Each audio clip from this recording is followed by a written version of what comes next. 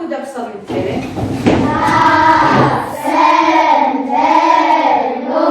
Сайн хамарсан уу багшаа?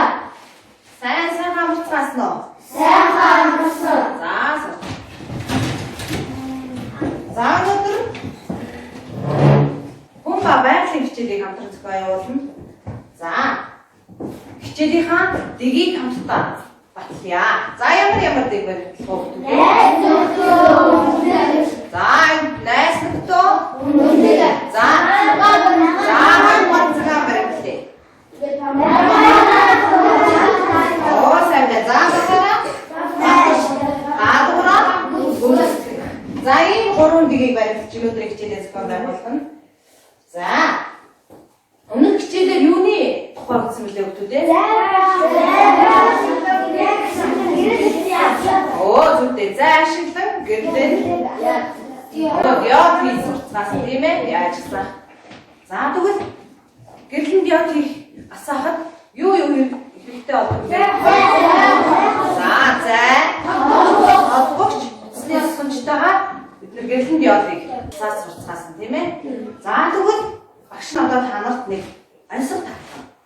Та нар ансагныхоо үгийн утгыг сайн бодож байгаа хариултаа хэлж өгдөө. За төмөр судсаар жирс төмний хотонд мэлтэс адас холоос гяз айл бүрт мэлтэс тэр юу вэ? Юу нэ? Нар арайш байна. За аян барайш байна. Барайш байна. За эндээс яагаад цахилгаан гэж бодсон бэ? За нүрцаа жирс тийм ээ. Өөр айл мэлтэс. За маштай. За бид нар эхний бэлгээ задлаа. Эхний бэлэг маань бидний ансганы хариу байсан. Ансганы хариу юу ах нүгдүүдээ? Захилгаан байна. За тэгвэл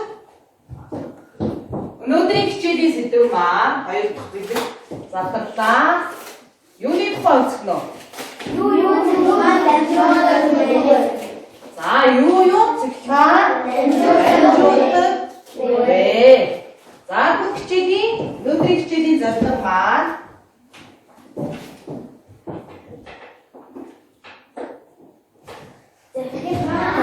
маань дамжуулдаггүй экраны ялгадаг нэ. За туршилт 1 гэж.